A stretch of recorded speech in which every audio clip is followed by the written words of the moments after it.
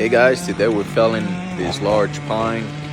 Just for perspective, we were using a steel 881 with a 36-inch bar, and we had to cut on both sides of this tree. Don't look like much on the video, but you can see with the excavator it looks very small next to the stem of this tree. The tree was leaning back towards the propane tank, but we had an open field across the front of the tree, so that's what we did.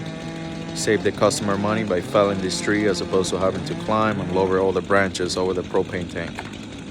And here it goes. Thank you guys for always watching our videos. If you need service, give us a call at 919-630-8728.